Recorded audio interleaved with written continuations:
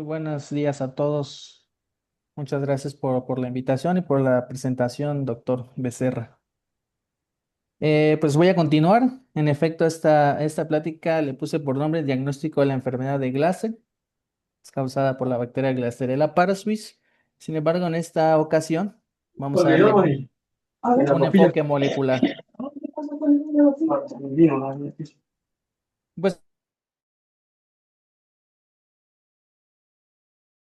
a manera de introducción, para poner unas cifras en nuestro país sobre la producción porcina. En el año 2024 se produjeron 1.8 millones de toneladas, ¿no?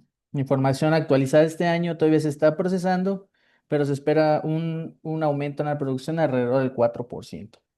Bueno, pues eso nos pone como octavo en la lista de productores a nivel mundial y en México es la segunda fuente más importante de proteína animal, ¿no? Solo después de la proteína de aves. En Jalisco, en el estado de Jalisco, Sonora, Puebla, Yucatán y Veracruz, se concentra aproximadamente el 70% de la producción nacional. Y bueno, si recordamos esta cifra de 1.8 millones de toneladas, únicamente representa aproximadamente el 60% del consumo nacional, por lo que estamos pues ligados, ¿no? A tener que importar el resto de la producción. Entre los principales factores que afectan la industria, pues va a ser la salud animal. Y como datos, se estima que únicamente en los Estados Unidos se presentan pérdidas de más de $1.000 millones por enfermedades respiratorias, ¿no? Uno pues de los retos en la salud animal está dado por el diagnóstico. El diagnóstico, pues, de enfermedades infecciosas, siempre, perdón, las enfermedades infecciosas siempre van a impactar en la productividad, ¿no? Y en el bienestar animal. Por lo tanto, un diagnóstico adecuado es necesario para la correcta prevención, control y monitoreo de enfermedades. Pues hay algunos retos en la industria de la salud animal y en el diagnóstico, por ejemplo, que se requiere siempre un diagnóstico adecuado, que sea preciso, que sea lo más sensible posible, que sea rápido y que sea funcional, ¿no? Es decir, que nos dé la mayor información posible de este diagnóstico. Hablando un poco de Glasserella parasuis, un patógeno bacteriano que es de gran importancia y relevancia en la producción porcina, ya que causa enfermedades sistémicas graves, ¿no? Especialmente en cerdos jóvenes. Pues el agente causante es esta enfermedad de Glasser, es Glasserella parasuis y tiene está caracterizada por algunos impactos como la policerositis, la meningitis, artritis, septicemia y neumonía, ¿no? Lo que va a pegar directamente en la salud y bienestar de los animales. Es parte de unos patógenos involucrados en el complejo respiratorio porcino que, bueno, van a contribuir al deterioro de la función respiratoria y por lo tanto aumentando la susceptibilidad a coinfecciones, ¿no? Como es el virus de Pierce. Las infecciones por Glastonella parasuis se asocian con altas tasas de morbilidad y mortalidad, lo que va a ocasionar en pérdidas económicas, derivado pues del retraso del crecimiento, la mortalidad, la disminución del rendimiento, etcétera. Pues a nivel genético, genómico, Glastonella parasuis tiene un genoma de aproximadamente 2.3 millones de bases. Es una bacteria gram negativa que tiene diferentes formas, pleomórfico, puede presentar una gran variedad de formas entre bacilares, cocobacilares, etc. Es un comensal oportunista de vías respiratorias y su transmisión suele ser vertical y horizontal, ¿no? Y bueno, una de las preocupaciones adicionales de este patógeno, pues es su alta tasa de resistencia antimicrobiana, ¿no? Y que esta ha venido en aumento. Ha mostrado cada vez perfiles de resistencia más complejos, lo que pues va a limitar las opciones terapéuticas efectivas, ¿no? Si nos metemos ya al diagnóstico de Glasserella parasuis, existirán las técnicas tradicionales, que son técnicas dependientes de cultivo y de tipificación serológica. Estos métodos han sido pues el estándar de oro, ¿no? Durante décadas para el diagnóstico tanto de Glasserella parasuis como para otros patógenos bacterianos, ¿no? Sin embargo, pues el día de hoy tiene sus limitaciones importantes como son los tiempos de respuesta que comparados con métodos emergentes, pues son relativamente prolongados. Pueden tener una sensibilidad relativamente baja y un alto porcentaje de aislados no tipificables, ¿no? Si nos metemos en el tema del Glassadella parasuis, que pueden alcanzar hasta el 30 o 40% en algunos estudios, ¿no? Bueno, algunas de las técnicas que se han adoptado recientemente han sido técnicas moleculares como los PCR o el PCR en tiempo real, algunos esquemas de tipificación como MLST, y bueno, PCR en tiempo real y punto final, ¿no? Estas técnicas pues han transformado y revolucionado el diagnóstico, ¿no? Han reducido tiempos de respuesta a incluso 24, 48 horas o incluso menos, ¿no? Dependiendo del volumen de muestras que se trabaje. Han incrementado significativamente la sensibilidad, así como la especificidad, y han mejorado las tasas de tipificación exitosa, ¿no? Reduciendo esa brecha de entre el 30 y el 40%. Como les mencioné actualmente en estudios, bueno, y en diagnóstico molecular, el PCR en tiempo real, pues es el estándar de oro, ¿no? No solo en Glastarella parasuis, incluso en casi todos los patógenos y en otras especies, ¿no? Incluso podemos llegar hasta en humanos. El PCR convencional es menos frecuente, se usa para situaciones un poco más dirigidas, ¿no? Bueno, entre sus ventajas es la especificidad, la alta especificidad, alta sensibilidad, alta precisión, rapidez en generar un resultado. Tiene la ventaja de que se pueden poolear, ¿no? O mezclar muestras de una misma población, ampliamente adoptado, ¿no? En muchísimos laboratorios. Y es posible hacer incluso pruebas multiplexiadas, ¿no? Es decir, que puedas detectar más de dos patógenos, dos o más patógenos en una misma prueba, ¿no? Y bueno, la manera en la que funciona el diagnóstico por PCR es tener regiones conservadas que ya estén ubicadas en el genoma y diseñar pruebas que estén amplificando estas regiones, ¿no? En el caso de Glastarella parasuis se han investigado diversas genes que están altamente conservados y que son específicos de especie. Aquí hay una pequeña lista de los que se usan actualmente. Bueno, se han podido y se pueden usar técnicas ya sea que se comercialicen o técnicas desarrolladas por cada laboratorio, ¿no? O in-house. En el caso de tipificación, actualmente pues se tienen reconocidos 15 serotipos de Glassadella parasuis. La forma en la que podemos tipificarlo mediante técnicas moleculares es un PCR específico de los genes capsulares o incluso de los genes de virulencia, ¿no? Este es un esquema de los 15 serotipos de Glastarella parasuis y si lo anotamos con calma, podemos ver que existen pequeñas diferencias, ¿no? Entre cada uno de los serotipos y justamente tener de blanco esas pequeñas diferencias, pues nos permite desarrollar técnicas que van a diferenciar con precisión entre estos serotipos, ¿no? Todos estos genes, pues son los genes capsulares. Estos genes, pues están relacionados directamente con la serovariedad en el fenotipo de esta bacteria. O sea, es posible predecir a nivel genómico la serovariedad que va a exhibir, ¿no? Otro de los esquemas de tipificación que se encuentran ya bien establecidos es el MLST o el tipado de multilocus, ¿no? Esta técnica consiste en pues, asignar valores numéricos consecutivos a cada uno de los alelos, ¿no? A cada una de las diferentes formas de una misma región en el genoma de las bacterias. Se amplifican diversas regiones y se les va a asignar un valor numérico, ¿no? Se juntan estos valores numéricos para dar una especie de código de barras que estará relacionado con un tipo de secuencia, ¿no?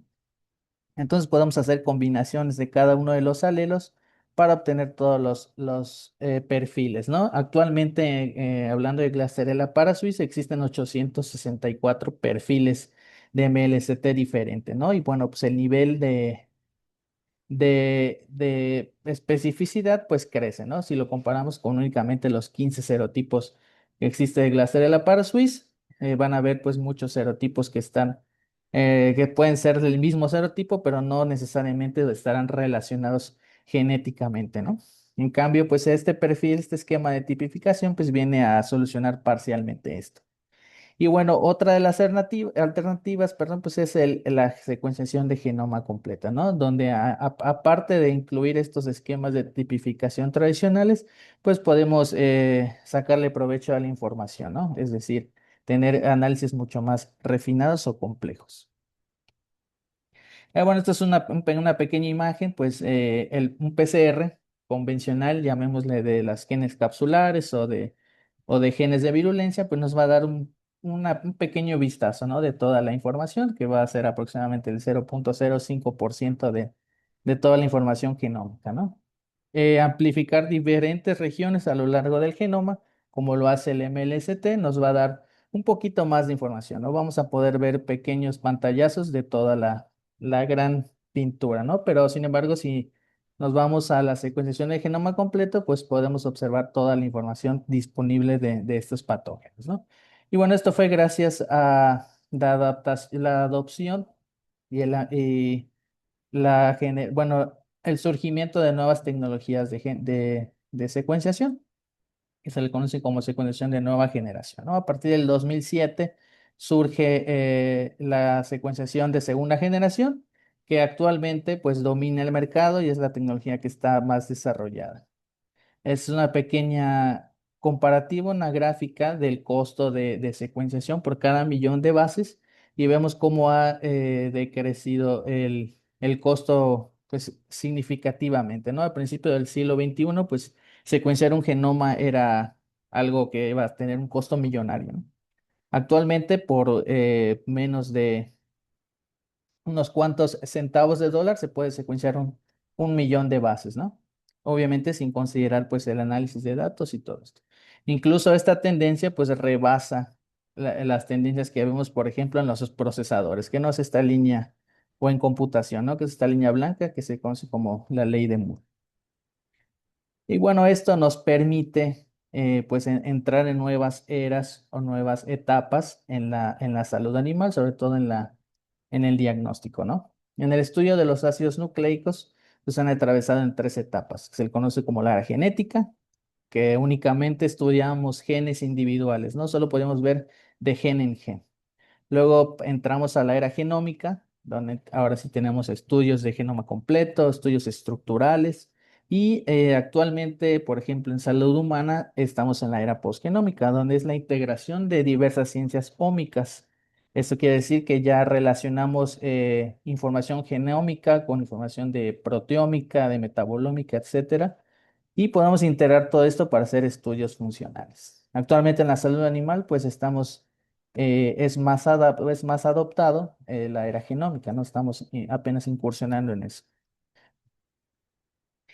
Bueno, pues hablando un poquito de la tecnología de secuenciación de segunda generación, pues se basa principalmente en la alta precisión debido a sus lecturas cortas y bueno, tiene desventajas como cualquier tecnología, que es el análisis de datos masivos luego suele ser un poco demandante, los costos de inversión son un poco más elevados comparando con otras tecnologías de secuenciación y pues la infraestructura y el personal pues es igual de manera especializada. Un breve esquema de la manera en la que podemos trabajar con la secuenciación de genoma completo, ya sea con Glasera para suizo o incluso cualquier otro patógeno. Partimos de la muestra, tenemos que hacer extracciones del material genético, podemos pasar por una etapa previa de diagnóstico o incluso podemos trabajar directamente del material genético a pues, crear librerías genómicas, que no es más que secuencias de ADN que están adaptadas para que los equipos puedan leerlo, ¿no? Una vez que obtenemos estos, que se le conoce como lecturas, pues va a pasar por una serie de manejo bioinformático que a final de cuentas nos va a dar un genoma o una serie de fragmentos genómicos, ¿no? Estos fragmentos genómicos pues ya pueden pasar por diversos estudios, como pueden ser los tradicionales, como el serotipado o el MLST, o incluso podemos sacar más información, ¿no? Como es genes de resistencia a antibióticos, elementos genéticos móviles, factores de virulencia, incluso realizar trabajos relacionados con filogenia o filogenómica.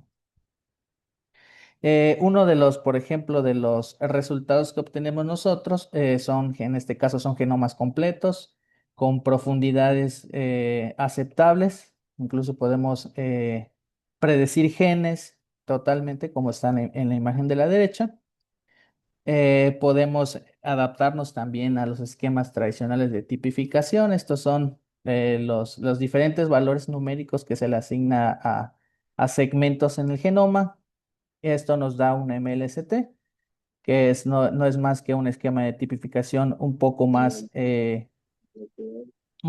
precisa que solamente los serotipos, ¿no? Incluso también podemos predecir serotipos. Como les comentaba, podemos predecir genes de resistencia. Estos son diversos aislados. Hay aislados que fueron susceptibles a los antibióticos, unos que muestran resistencias o multiresistencias. Otra de la manera que podemos, otra de las informaciones que podemos obtener es comparar los genomas completos. Si lo comparáramos como por ejemplo se compara un gen del PIRS, el LOR5, pues es relativamente pequeño, ¿no? Estamos hablando de unos cientos de nucleótidos, pero cuando comparamos con genomas completos estamos hablando de millones de bases, ¿no? En el caso de Glasella parasuis ronda los 2.1, 2.2 millones de bases. Bueno, esto puede ser demandante a nivel computacional. Por lo tanto, una de las estrategias es eliminar todas esas regiones que son repetitivas e incluso eliminar esas regiones que son susceptibles a recombinación. Haciendo un pequeño paréntesis, Glasserella parasuis es una bacteria competente que le gusta agarrar ADN del medio e incluso es muy frecuente que existan recombinaciones. Incluso se ha visto cambios totalmente de serotipo, ¿no? Toda la región de los genes capsulares pueden ser intercambiadas a veces, ¿no? Entonces, haciendo, pues, cerrando ese pequeño paréntesis, pues nos quitamos todas esas regiones que son susceptibles a eso, quitamos las regiones que son invariables y nos quedamos únicamente con los pequeños puntos cambiantes en, en el genoma de la Glasserella parasuis. Esto se le llama, pues, alineamiento y clustering de SNPs o polimorfismos de un solo nucleótido, ¿no? O sea, un solo cambio en una posición en específico. Esto nos permite pues relacionar y analizar los genomas completos de diferentes aislados de Glasella parasuis y podemos incluso hacer esta especie de clustering, ¿no? Como si fuese un cladograma, un dendrograma, pero a nivel genómico, ¿no? Otro de los tipos de análisis que podemos realizar con esta información, este es el caso de tres aislados de Glasella parasuis, todos con el mismo sequence type, con el mismo esquema de tipificación, el mismo serotipo, ¿no? Pero incluso si miramos sus genes de resistencia y sus factores de virulencia, las tres cepas son prácticamente iguales, ¿no? No presentan diferencias superficiales, ¿no? Si comparamos sus genomas como se haría tradicionalmente, pues vamos a obtener 99.99% de homología a nivel de nucleótidos, ¿no? Pero nosotros podemos hacer unos análisis un poco más refinados, como fue en el caso de del clustering de SNPs o de SNPs y podemos establecer relaciones un poco más finas entre estas tres cepas. En este caso, pues podemos obtener que se realizaban dos clústeres, dos grupos, un clúster de transmisión que únicamente había 8 diferencias entre esta parte del genoma central entre ellas, por lo que estamos hablando de una cadena, un clúster, una cadena de transmisión que puede estar en un periodo temporal entre días y semanas, ¿no? La otra cepa estaba en un clúster de transmisión que se puede estimar entre semanas a meses, ¿no? Esto es por la diferencia que hay entre estas pequeñas regiones que estábamos observando en el genoma. Incluso se puede hacer con diferentes cepas de diferentes aislados, diferentes serotipos. Podemos relacionar estos datos de genómicos con incluso datos fenotípicos o incluso los mismos datos que nosotros hicimos predicciones sobre resistencias a antibióticos. Podemos relacionarlo con nombres, con sitios, con coordenadas para poder hacer análisis más refinados, ¿no? Los datos genómicos, que se le conoce como el genoma central, genoma base o coordinón, nos permite analizar a profundidad los genomas bacterianos, ¿no? Adicional a comparar los genes superficiales, ¿no? Entiéndase por genes superficiales los que normalmente se miran, ¿no? Cuando queremos serotipar o tipificar aislados bacterianos. Podemos rastrear como un linaje, podemos llamar complejo clonal, da lugar a múltiples eventos de transmisión, lo que ayuda a evaluar la eficacia de las medidas de bioseguridad a largo plazo. Incluso como mencionaba en la diapositiva anterior, si hacemos la integración de datos genómicos con datos temporales y espaciales, se pueden generar análisis epidemiológicos de filogeografía, pues mucho más robustos, ¿no? Como son los de la imagen superior derecha. Bueno, pues esto nos lleva a hacer un pequeño resumen de las aplicaciones que tienen este enfoque molecular o estas técnicas moleculares para el diagnóstico y tipificación de patógenos bacterianos.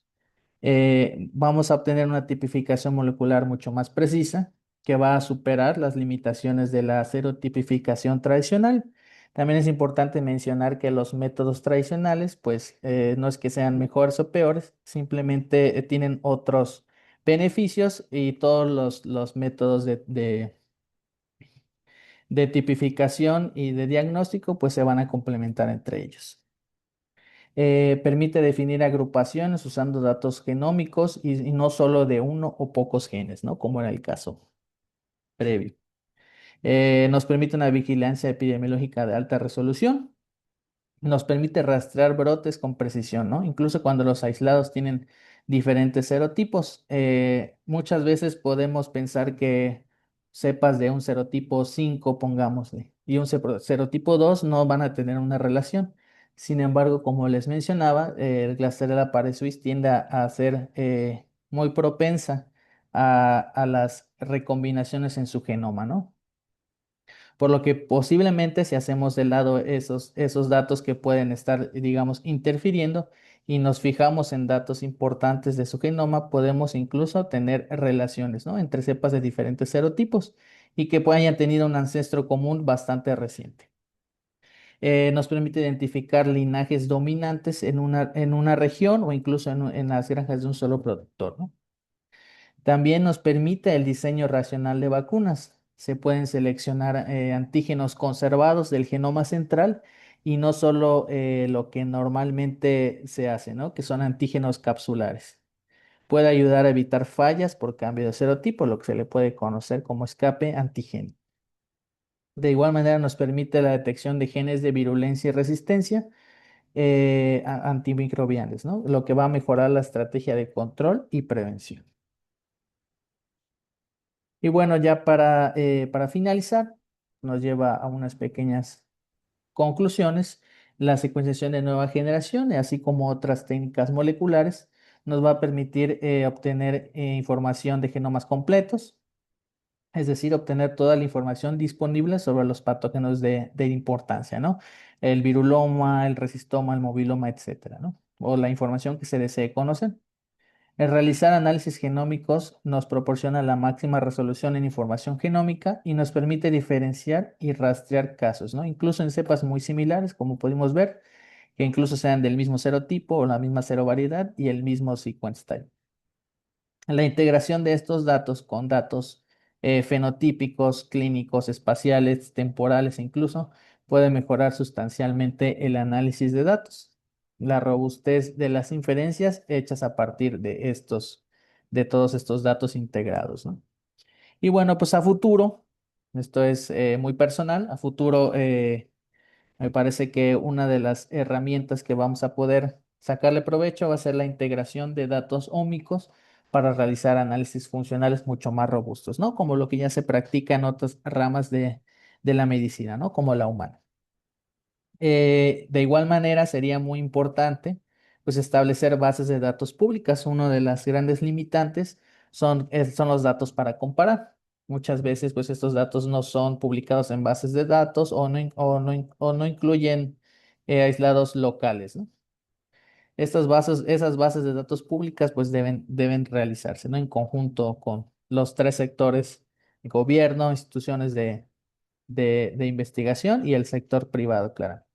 Estas bases de datos públicas, junto con la integración de inteligencia artificial y datos masivos para el seguimiento puntual de brotes, ¿no? Incluso vamos a poder mejorar las medidas de bioseguridad y muy a futuro predecir brotes y rutas de transmisión, ¿no? Cuando ya se conozcan todos los datos disponibles. Y bueno, por mi parte eso sería todo y les agradezco por su atención.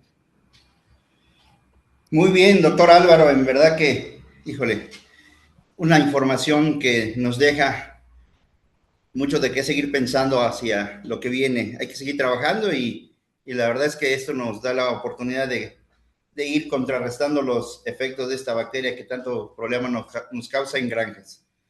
Muy bien, el doctor Jesús, si tienes preguntas para el doctor Álvaro, pues estamos todavía con unos minutos disponibles. Sí, muchas felicidades por la presentación, Álvaro, muy, muy interesante. Solo una pregunta. Toda esta información que nos presentas, todas estas herramientas que se disponen, ¿cuál sería la forma más práctica en la que los productores, los pequeños productores de carne de cerdo, los pequeños productores de cerdo la pueden aplicar? ¿Cómo se puede hacer? Lo más práctico. Ok, justamente es una pregunta como recurrente, ¿no? Porque son análisis que si pensamos son de inversión elevada, ¿no? La tecnología que se usa y todo, pues es de inversión elevada. Y muchas veces no hay como forma directa de relacionarlo, ¿no? O por lo menos inmediata. Pero sí, los datos que se manejan, digamos, el día de hoy son para prevenir a futuro, ¿no? Va a poder establecer, por ejemplo, lo que decía, ¿no? Los linajes o genotipos o serotipos circulantes, va a poder tener un mejor control, ¿no? En las granjas del tamaño que sean, sin importar. Y sería como la aplicación, digamos, puntual y a